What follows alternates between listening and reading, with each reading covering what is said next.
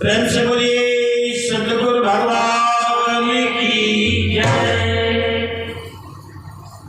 चर्चा स्थान संतो महापुरुषों की पावनवाणी से, ऋषि माताओं बहनों की पावनवाणी से आगामी पर्व गुरु पूर्णिमा, उसी की चर्चा, उसी के लिए सेवा दल की बैठक संतों के द्वारा जो एक ज्ञान का प्रसाद हमें समर्पित किया गया है। ये पावन पर्व जो गुरु पूर्णिमा है, ये गुरु के प्रति समर्पण का पर्व है। हम सभी अपने सदगुरु बाबा जी महीर सिंह जी महाराज के पूर्ण स्मृति में, उनकी याद में इस पर्व को मनाते हैं। और जो संदेश हमारे सदगुरु ने हमें दिया है, वही संदेश हम अपने जो दूर दराज की साथ संगत है,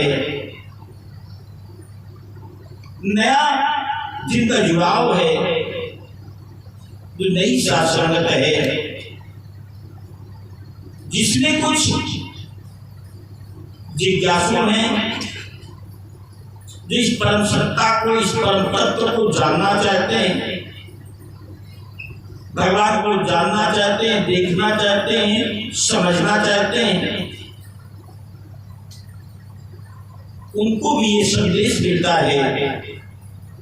और यह प्रत्येक गुरुमुख का कर्तव्य होता है इस पुनीत अवसर पर गुरु के संदेश को जन जन तक पहुंचाने के इस पुनीत कार्य में अपना शारीरिक, मानसिक, आर्थिक समस्त योगदान प्रदान करें। अब एक पद आप श्रवण कर रहे थे, परम पुण्य बहन उर्मिला पाल जो एक शताब्दी नगर से हैं। बाबा जी का ये पद, जो बाबा जी ने पद लिखा कि या गुरु तेरा सहारा है और न कोई हमारा। ये केवल बाबा जी ने भी टुकड़बंदी नहीं की है शब्दों की, जो बाबा जी के जीवन की अनुभूति है और जो अभिव्यक्ति है, उसे ही एक शब्दों से बांध दिया है, एक रचना कर दी है। बाबा जी ने तो ये असल में बात जो उनकी वास्तविकता थी, अपने सदगुरु के प्रति जो समर्पण था, वो बाबा जी ने स्पष्ट किया है। अब हम लोग केवल गा लेते हैं, ये अलग बात है। और ये ऐसी अभिव्यक्ति है बाबा जी की कि अगर इसे हम अपना लें तो जो भगवान कृष्ण ने गीता में अर्जुन को संदेश दिया है कि हे अर्जुन, तूने छोटे छोटे आधार पकड़ रखे हैं, पुत्र का, मित्र का, संबंधी का, समाज का, तमाम का जो तूने एक आधार पकड़ रखा है, तो तूने छोटे छोटे धर्मों को आधार पकड़ रखा है, छोटे छोटे पंथों का आधार पकड़ रखा है, सर्व धर्म परित्यज्य, इस सबको छोड़ करके तू मुझ वासुदेव की शरण में आ जा। तो भगवान का संकल्प क्या है? अगर तू छोड़ के आ जाएगा तो जो तेरा योगक्षेम है, योगक्षेम का मतलब जो आपकी जिम्मेदारियां भगवान कृष्ण करते हैं, वो मैं वहन करूंगा, वो भी हमारी जिम्मेदारियां हो जाएंगी। लेकिन बस ये पद जो बाबा जी का है, जो संदेश बाबा जी का है कि या गुरु तेरा सहारा है कोई हमारा है। हम लोगों की स्थिति क्या है? दुनिया में हाथ पाँव मार लो, सदैव हाथ पाँव मार लो, देवी देवता मरी मसान मरघट नाम तो भगत, डॉक्टर वैद्य हकीम रिश्तेदार नातेदार, अपन बल रुपया का बल, जब सब बल थकी रहे। अब बाबा जी तुम वहीं जानो, तो तुम आएगा समझने में। अच्छा आइए बाजी वास्तविक स्थिति की नहीं है। यही बात अगर हमारे मन में पहले से आ जाती कि यार गुरु तेरा सहारा है और न कोई, अब ये मैं सारे पकड़ रखे, ये जितने सारे तुम देखते हो दिखाई पड़ते हैं, जिसको तुम देख रहे हो किसी के सहारे है, जिसे तुम देख रहे हो, जिसका तुम सहारा किए हो, वो किसी सहारे है। एक बार बादशाह अकबर, बड़ी पुरानी बात बाबा जी की याद आ गई।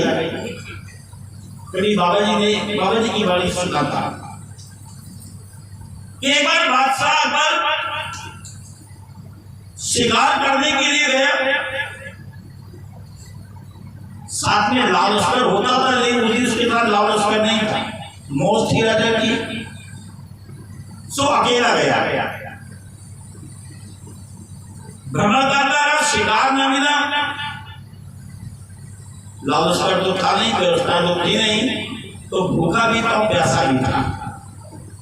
वो तलाश कर रहा था कहीं कोई ऐसा स्थान मिल जाए, कोई व्यक्ति मिल जाए जो हमारी भूख और प्यास मिटा दिया।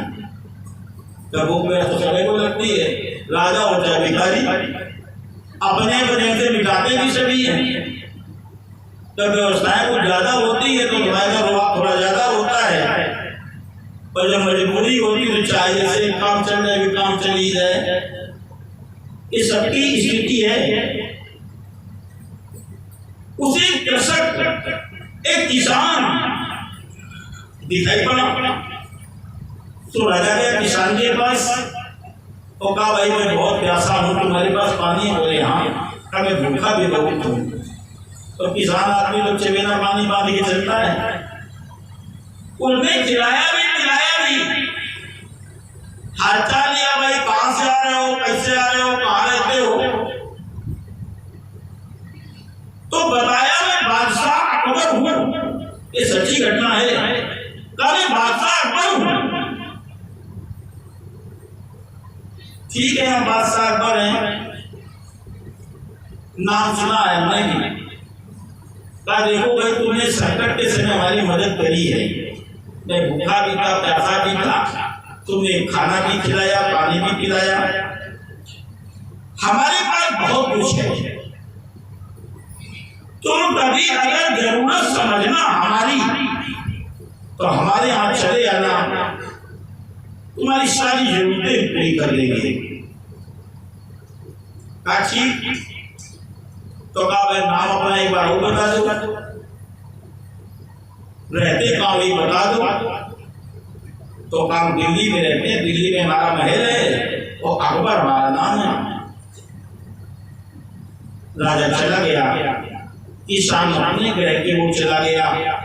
बात आई गई होगी, वर्ष बीते, 2 वर्ष बीते, 4 वर्ष बीते, लंबा अंतराल बीत गया। एक बार किसान को जरूरत पड़ी, उसकी बेटी का विवाह हुआ था, घर में रुपया पैसा नहीं था, कम था, उसे लगता था थोड़ा भी सहयोग मिल जाए, हम किससे मांगे किससे कहें। तो क्या किया, उसे याद आया तेरे दिल्ली में वो अकबरवा रहता है, तो अपनी भाषा में सोच रहा है चलो उसके पास चलते हैं। पूछते पूछते तो दिल्ली पहुंचा। अब वो अकबरवा ने किसी से पूछे तो कोई उसको लगेगी कि बादशाह अकबर है, यहाँ के राजा है, कोई देश के राजा है। जैसे तैसे वो पहुंच गया द्वारपालों से, दरबारियों से जैसे तैसे पूछा, और जब महेंद्र उसे पहुंचा दिया गया, पहुंचा तो कहा मैं मिलना चाहता हूँ। है महाराज, है कहाँ? अकबर है कहाँ? अकबर है कहाँ? लोगों ने कहा भाई सम्मान से नाम लो, वो शासक है, राजा है। तो कहा ठीक है, तुम्हारी लिए जो हो, हमारे तो मित्र हैं, और ऐसा ऐसा हमारी उनकी मुलाकात हुई थी, उन्होंने कहा था चले जाना,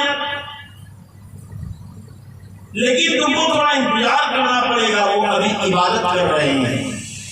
इबादत का मतलब पूजा। हम लोग पूजा कहते, वो इबादत कहते हैं। ये हिंदी का शब्द है, उर्दू का शब्द है। अभी इबादत कर रहे हैं, थोड़ा समय लगेगा। तो वह कहाँ इबादत करेंगे? कि महल में ये भी थोड़ा सा इबादत करे, उनका आजा है। जैसे आपका मंदिर होता है, तो वो इधर उधर झांक रहा था, अचानक दृष्टि पड़ी, तो नमाज अदा कर रहे थे, बार बार सब झुकाते, बार बार हाथ उठाते, बार बार सब झुकाते, बार बार हाथ उठाते, इबादत पूरी हुई। महाराज को सूचना दी गई कि कोई किसान आया है बड़ी दूर से, ऐसे ऐसे आपसे मुलाकात के बारे में बता रहा है, आपको पूछ रहा है। उनको भी याद आ गई, आई, बड़ा सम्मान किया। तो कहा महाराज जी बताओ पहले आप क्या कर रहे थे? तो कहते थे खुदा से मांग रहे थे, खुदा से मांग रहे थे। मांग रहे थे, आप तो कहते थे कि बादशाह है, हमारे पास बड़ी संपत्ति है, तमाम धन है। बोले हाँ भाई धन है तो सब खुदा का दिया हुआ। तो उतर के चल दिया, गया था मांगने, उड़ करके चल दिया। अकबर ने कहा भाई कहाँ जा रहे हैं तुम? किस हेतु आए हैं? बताओ तो सही, थोड़ी सेवा का तो मौका दो। तुमने हमारी तमाम मदद करी, खाना दिया, पानी दिया, सम्मान किया, और तुम चल करके आए, हमें कारण तो बताओ। बोले महाराज हमारे हमको मिलना को मिल गया। क्या मिल गया? लेने तो आए थे, मांगने आए थे तुमसे, लेकिन जब पता चलता तुम खुद ही मांग रहे हो, तो मांगने वाले से क्या मांगे? अरे ये सब कुछ देने वाला खुदा ही है, भगवान ही है, तुम भगवान से मांगे, तुमसे काहे मांगे?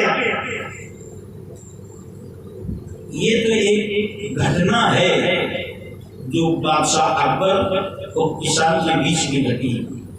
हमारी एक सीख है, ये हमारी ये सीख है। हम तो किसी मांगते हैं तो बहुत देर में चाहे गाड़ी अलग से फलाने आए ना, फिर सोचो नहीं देंगे, फिर सोचो पता लौटाए पाने लौटाए पाने लौटा हमें समझ बनाई है ये बातचीत। तुमको दिया भी नहीं और 4 जगह गा भी दिया, और इन्हीं सब में हमारी जो है ना, इन्हीं से आशा होती है।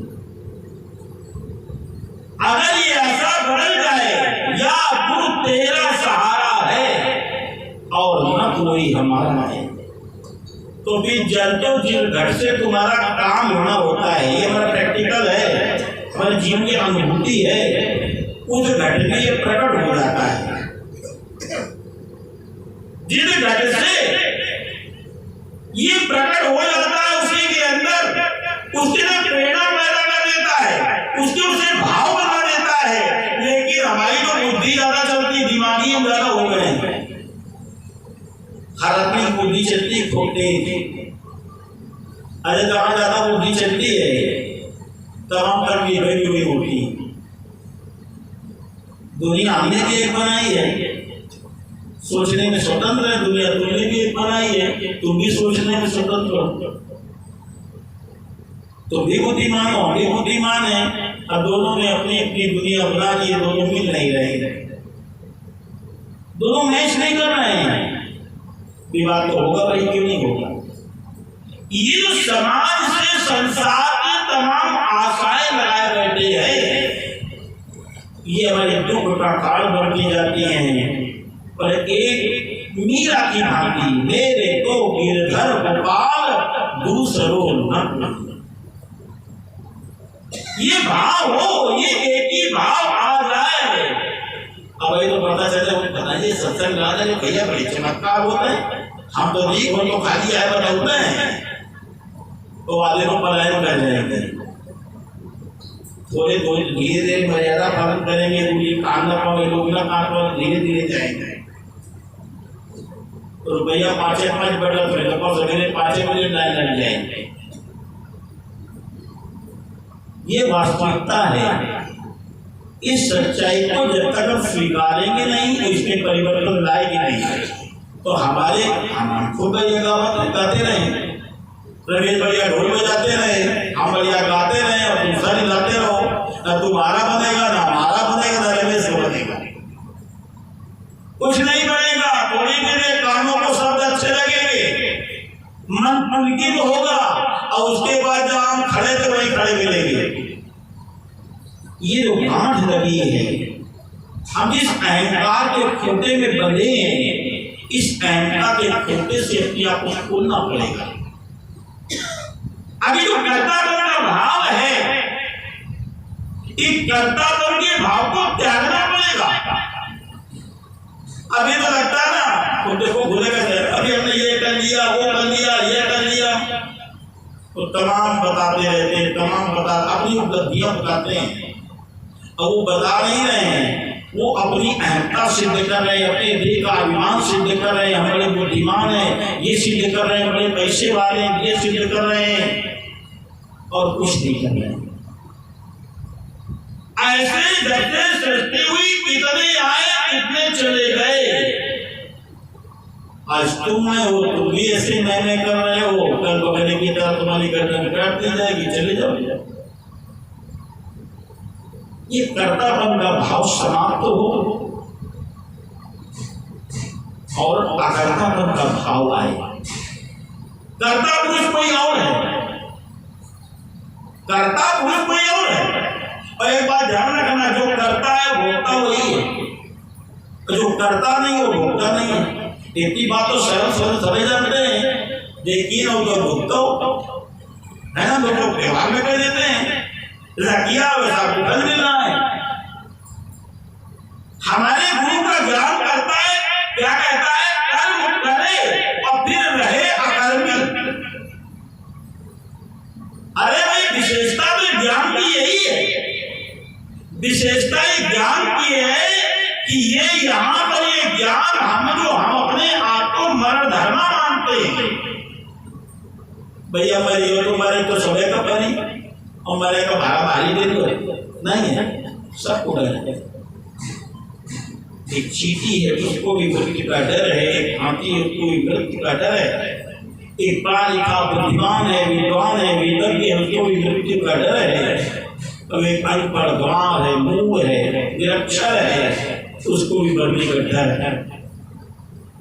लेकिन जो बाबा जी का ज्ञान है, ये इसकी विशेषता क्या है कि आपके मृत्यु के भय को समाप्त करके आपको अमरत्व प्रदान कर देता है। ज्ञान का सही मायने में हमने कभी प्रयोग किया नहीं है। ज्ञान का सही मायने में इसका क्या परिणाम आता है हमने कभी जाना ही नहीं है। ये अमरत्व प्रदान करने वाला ज्ञान है, ये कर्तापन के अभिमान से हमें ऊपर उठाने वाला ज्ञान है। कर्म करे फिर रहे अकर्मी, ऐसी युक्ति बतावे, संतोष सो सतगुरमय भावे। तो भैया पैसा कमाया करो, तुमको बता दिया गया, कोई बता रहा ये कर लो ये बन जाएगा, ये कर लो ये बन जाएगा, हाँ वो दिमाग सरकारी टीका दे रहा है। तो भैया पैसा कमाना कौन नहीं जानता है, तो भैया पैसा कमाना चोर भी जानता है, तो भैया पैसा कमाना घूसखोर भी जानता है, तो भैया पैसा कमाना तो मजदूर भी जानता है, नहीं जानता है। किसी की कोई टेक्निक है, कोई व्यक्ति कला है, कोई विद्या है, उससे क्या करता है वो धन अर्जन की विद्या है। सदगुरु क्या करता है, ये जो मिटने वाला धन है, इस मिटने वाले धन की विद्या नहीं देता है, ऐसे धन की विद्या देता है जो धन खर्च न होए चोर नहीं लूटे, दिन दिन बढ़त सवायु। ऐसा सबको धन देता है, ऐसा ज्ञान बताता है और तुमको करता समझे भाव से ऊपर उठा देता है। अगर तुम करता हो, मान लो कभी तुमने पाप नहीं किया, तुम कभी पाप करोगे भी नहीं। अच्छे सात्विक विचार हैं, माता पिता ने अच्छे अच्छे संस्कार दिए, समाज में परिवार के अच्छे संस्कार दिए और तुम्हारे अंदर सत्कर्म करने की पूरी पूरी भावना है और खूब सत्कर्म किए हैं, तो इसे क्या मिलेगा भाई? पुण्य मिलेगा। पुण्य ज्यादा हो जाएगा तो स्वर्ग मिल जाएगा। तो क्या बड़ा काम हो गया? नहीं, काम नहीं हुआ। यही तन कर फल विषय न भाई, अस्वर्ग स्वल्प अंत दुखदाई। ये भगवान राम के वचन है। स्वर्ग भी थोड़ा है, स्वल्प, और अंत दुखदाई। स्वर्ग में भी अंत वहां भी दुख से ही है। इसलिए हमारे बाबा जी के जो पहली बात जो शरीर बना है, ये जानते क्या है? ये स्वर्ग की, नर्क की और अपवर्ग की नशेनी है। सीढ़ी नशेनी तो सभी जानते हैं, सीढ़ी जीना है सब जानते हैं। ये मानो शरीर टाइगी नशेनी है। इससे चाहे नरक ले लो, चाहे स्वर्ग ले लो और चाहे अपवर्ग ले लो, तीनों चीजें मिलती हैं। अगर इसका सही इस्तेमाल नहीं करोगे तो नरक तो बिल्कुल पक्का पक्का है। और तो नरक में बैतरनी नहीं पार करनी है। सबसे बड़ा नरक तो माता का गर्भ है। उससे बड़ा नरक वो है जब दिन दिन करके तुम मरते हो समाज में, सबसे बड़ा ये नरक है। दूसरा, अगर अच्छे कुछ कर्म कर लेते हो, सत्कर्म कर लेते हो, थोड़ा पुरुषार्थी बन जाते हो, स्वर्ग मिल जाएगा। पर फिर भगवान राम की बात स्वर्ग हो, स्वर्ग लेकिन अपवर्ग प्राप्त कर लेते हो। अपवर्ग ककारा तो सभी को आता होगा। काका काका काका चाचा चाचा यहाँ पापा पापा हैं, चाचा चाचा आला पापा पापा मामा पावर पावर की में क्या है? पा पा पा पा माँ। ये जो पाप होने की भावना हमारे अंदर है, ये पाप होने की भावना से मुक्त हो जाओ। आप सोचो कौन सी भी ओला घटवा रहे हैं। अरे भाई, तुमने पुण्य किया तो पुण्य भोगने के लिए तो देह धारण करनी पड़ेगी। देह धारण करनी पड़ेगी तो फिर माता के गर्भ में तो आओगे, उल्टे तो फिर लटकना पड़ेगा, जठराग्नि से तपना पड़ेगा, प्रसव के समय पीड़ा होगी, बल में पड़े रहोगे, मूत्र में पड़े रहोगे, दूसरों पर निर्भर रहोगे, थोड़े में खुश हो जाओगे, थोड़े में दुखी हो जाओगे। कोई काफी देगा हंस दोगे, कोई छीन लेगा तो रो दोगे। ये तो फिर होना ही पड़ेगा ना।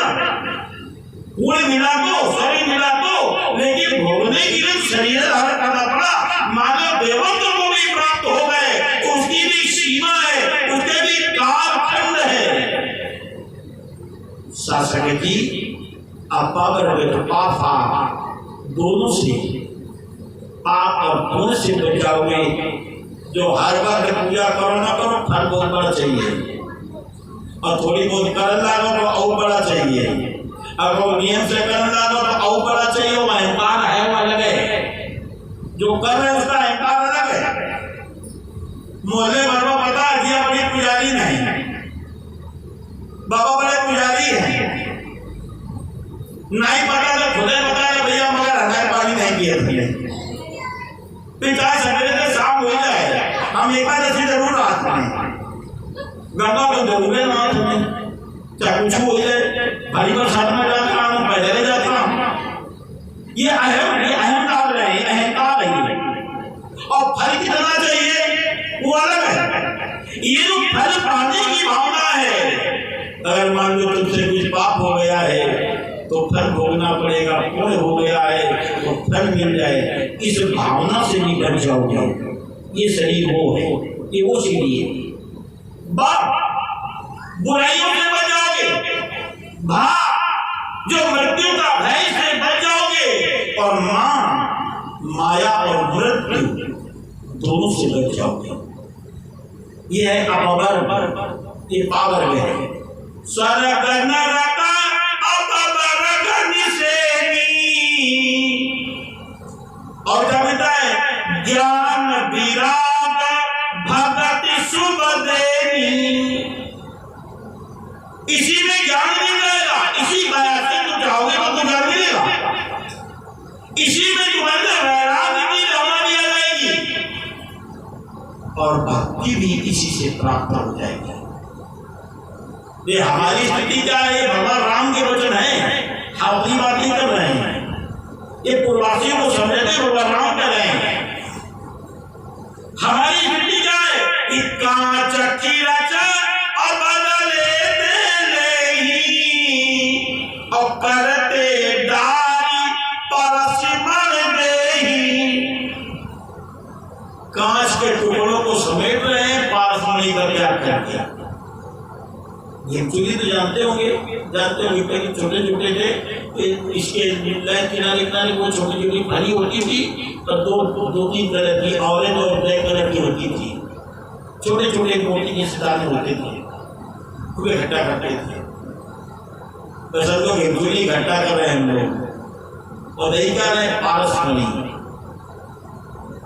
ये मानो की काया को जो आज हम केवल निद्रा भोजन भोग रस इन तीन में गंवाए दे रहे हैं, और उन चीजों को समेट रहे हैं, उन वस्तुओं को बटोर रहे हैं, ऐसी सामग्री का संग्रह कर रहे हैं जो सब कुछ मिटने वाली है, लेकिन जो हमेशा हमेशा हमारे साथ थी और रहेगी, ऐसी चीज का त्याग किया गया। कांच कीरज बदले ले ही, और करके डाल परस्पर दे। और इनका सबसे एक सहज तरीका है सद्गुरु के चरणों में पूर्ण समर्पण, उसी की मत को सुनना, उसी का अनुसरण करना। और जब आप ये करने लगते हैं, अब बताने वाला तो शरीर है, लेकिन इसमें सत्ता कौन सी है, निराकार अनंत सत्य।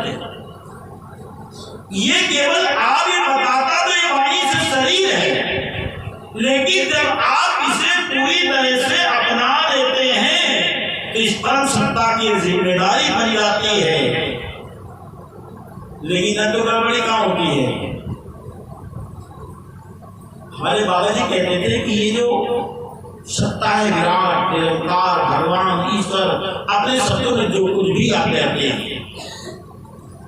ये जानते हो, आप जैसा संकल्प पकड़ते हैं, कोई संकल्प करते हैं, ये तत्काल उसकी रचना करने लगता है, तत्काल देरी नहीं करता है। हम लोग इधर टालता नहीं है, ये उसी समय उसकी रचना प्रारंभ कर देता है। संकल्प आपका कितना छोटा है या कितना बड़ा है, इससे मतलब नहीं है, क्योंकि ये ऐसा है, ये कर्तुम अकर्तुम अन्यथा कर्तुम समर्थ। कर्तुम का तात्पर्य जो हो सकता है वो, अकर्तुम जो नहीं हो सकता है वो, अन्यथा कर्तुम जो चाहे वो, क्योंकि ये समर्थ है। गोस्वामी जी के द्वारा रामायण में तीन चीज को समर्थ बताया गया।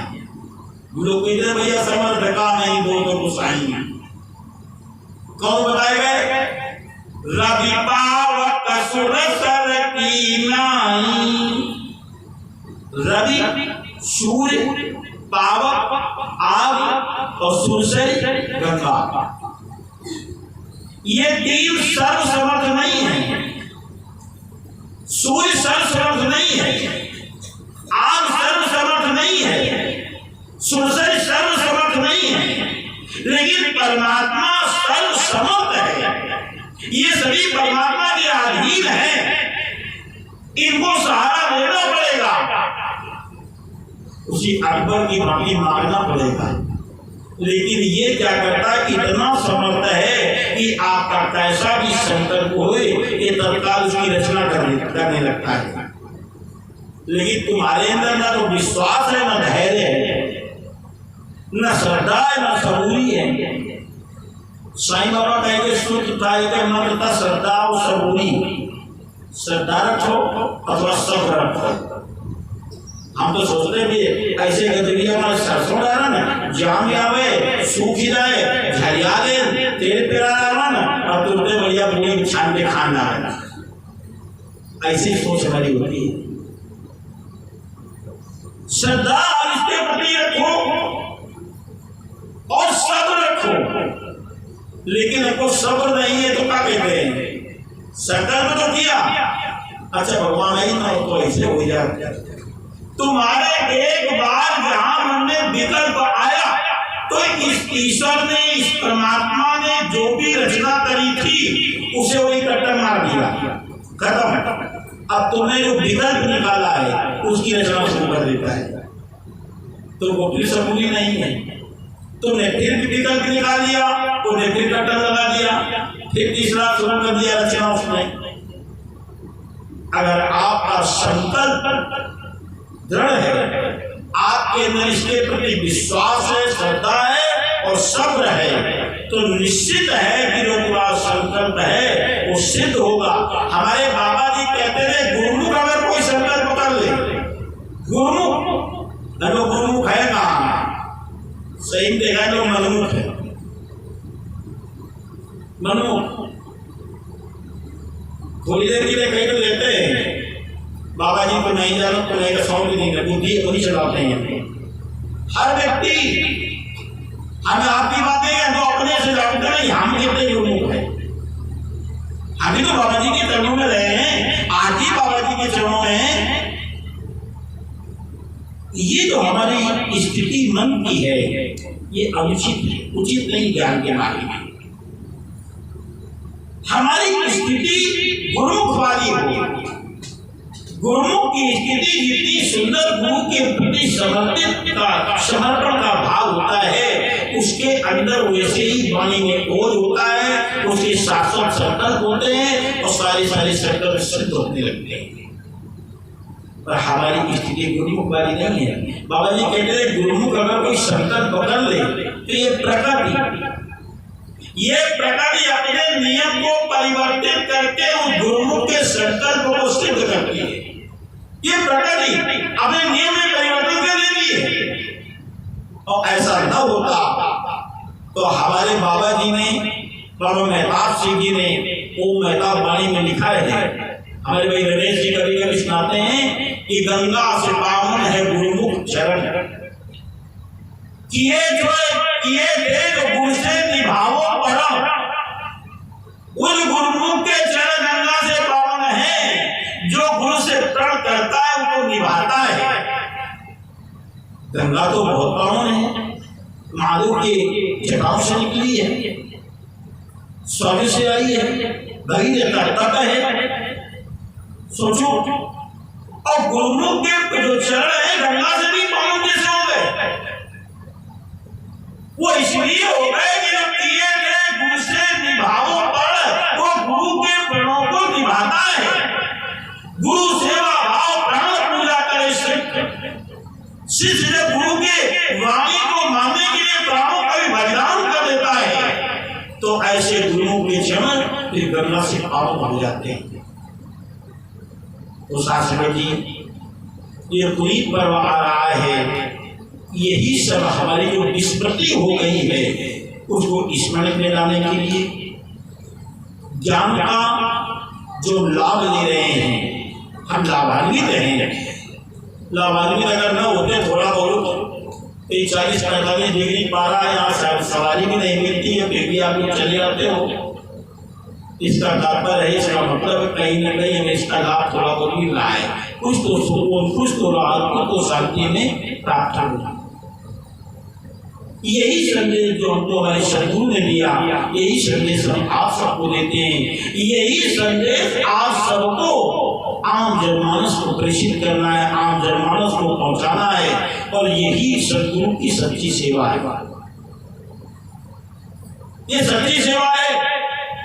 तो बोरिया भाई क्यों नहीं दे पाया, कोई बात नहीं है। एक व्यक्ति को सत्संग से ला के जोड़ दोगे तो जानी कितनी बोरियां तुम्हारे खाते में चल जाएंगे। जोड़ोगे तब जब तुम्हारी वाणी में मिठास होगी, तुम्हारे कर्मों में पवित्रता होगी। कुछ लोग ना तो ऐसे वचन बोल देते जैसे लाठी मार देंगे, बात सही कह देते हैं। अरे सूरदास ना कहीं दिया धरवा कांड डाला था, कोई गड़बड़ी हो जाती है। तो आपकी वाणी में मिठास हो, आपके जो कर्म हो वो कैसे हो, ज्ञान से, ज्ञान के जो आभूषण में मिला है उसको धारण करोगे तो जीवन का श्रृंगार हो जाएगा। ज्ञान के आभूषणों से सज्जित आपकी काया, आपके कर्म ज्ञान कर्मों में ढहला दिखता है। जब वो कर्म होंगे तो वाणी में मिठास होगी, आपकी वाणी में शक्ति होगी। फिर इसको समझो ये भगवत प्रेमी है, पूजा पाठ करने वाला है, सन्मार्गी है, तो उसका मार्गदर्शक बनो, उसके सहायक बनो। सत्संग से लाकर दो। क्या पता अरे बाबा मेहताब सिंह जी ने बाबा धीर सिंह को ज्ञान दिया, बाबा जी ने ज्ञान के प्रसाद को हजारों लाखों लोगों ने बांटा। क्या ये हमारा कर्तव्य नहीं है? अरे भाई वाणी में शक्ति नहीं है तो इतना तो वही कि 4 लोगों से हाथ जोड़ के निवेदन कर सकते हैं कि भैया बाबा जी का पूर्णिमा पर्व है, आप आइए हमारे भंडारा, आप चलिए, आप अपने निवास चलेंगे। किसी से 4 बार कहोगे वो इनकार नहीं करेगा, 4 से कहोगे एक जरूर मान लेगा, और उसको अगर तुम यहाँ तक पहुंचा दोगे तो मान लो तुमने भारी पुण्य कमा लिया। किसी के जीवन की जो खटास है, किसी जीवन की जो त्रास है, किसी जीवन की जो वेदना है, उसे मिटा देते हो, किसी रोते को हंसा देते हो। ये कितनी बड़ी पूजा है। घर से बहुत ही दूर है मंदिर का रास्ता। शायद कहता है कि घर से बहुत ही दूर है मंदिर का रास्ता, आओ किसी रोते हुए इंसान को हंसाएं। किसी रोते हुए इंसान को हंसा दिया तो तुमने मानो भारी पूजा कर दी। सब में यही तो बच रहा है, दूसरा कोई और है कहाँ? ये बात तो तभी समझ में आएगी जब यहाँ आओगे तो यहाँ की बातों का अनुसरण करोगे, कष्टों को मानोगे, अपनी स्मृति में रखोगे, तो निश्चित ही है कि हमारा जीवन उत्तम होगा, सार्थक होगा। हम स्वयं को प्रकाशवान होंगे तो लोगों को प्रकाश प्रदान करेंगे। आज समय दास ने कुछ ज्यादा कर दिया है, इसके लिए क्षमा चाहेगा। आइए एक पद की 2 पंक्तियां दास और समर्पित करेगा बाबा जी के से। आप पूरे जोश के साथ इस पद को गाएंगे, सहयोग करेंगे, एक शब्द को समझेंगे।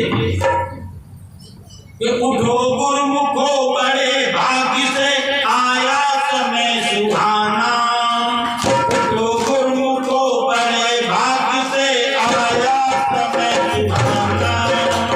यही वक्त है मित्रों गुरुदायक जग में बहराना, उठो गुरुमुखो बड़े भाग्य से आया समय सुहाना, उठो गुरुमुखो बड़े भाग्य से आया समय सुहाना।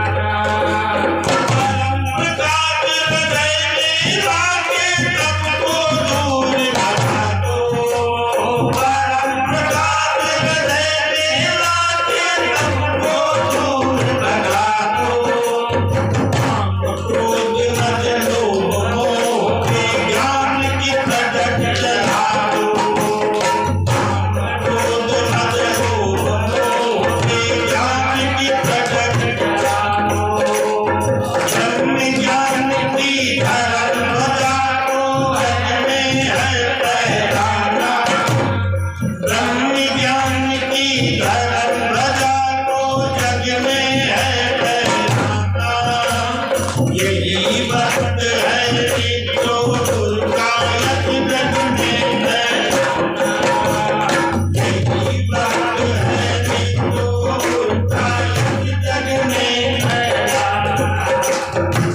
तो गुरु को बड़े भाग से पाया समय तुम्हारा, यही बात है जो दुर्गा जग में है। सिंहनाद से चूर करो इस भरत किले को ऐसा, सिंहनाद से चूर करो इस भरत किले को ऐसा।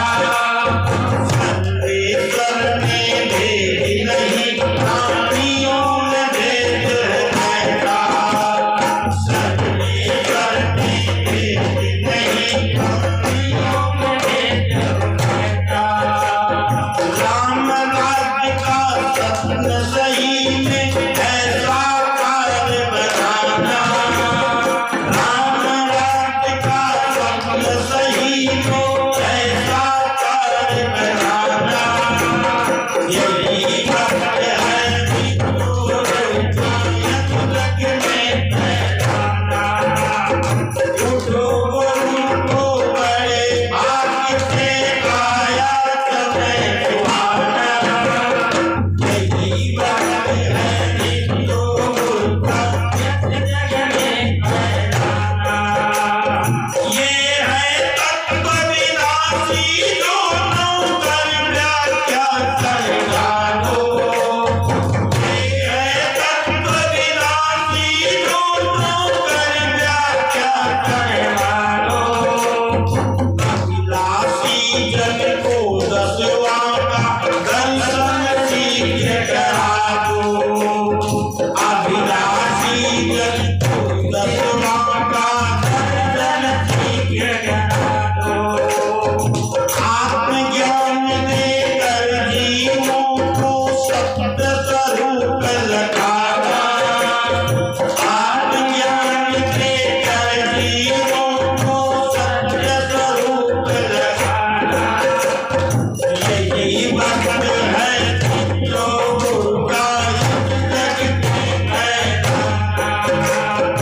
उठो गुरु को बड़े भाग्य से आया समय तुम्हारा, यही बात है जो दुर्गा जग में फैलाना। गुरु के ऋण का भार तुम पर नित्य भूलना जाना, गुरु के ऋण का भार तुम पर नित्य भूलना जाना। सत्य प्रचार है तुमको सब कुछ पड़े लुटाना, सत्य प्रचार है तुम्हें तुमको सब कुछ पड़े लुटाना। होकर मुक्त गुरु के ऋण से जग को मुक्त कराना, होकर मुक्त गुरु के ऋण से जग को मुक्त कराना, यही बात है जो दुर्गा जग में फैलाना। उठो गुरु को बड़े भाग्य से आया समय तुम्हारा, यही बात है जो दुर्गा जग में फैलाना। समर्थ गुरु में राज प्रभु की जो आज्ञा माने, समर्थ गुरु में राज प्रभु की जो आज्ञा मानोगे, निमित्त तुम दान दीन सिख मर्म सभी का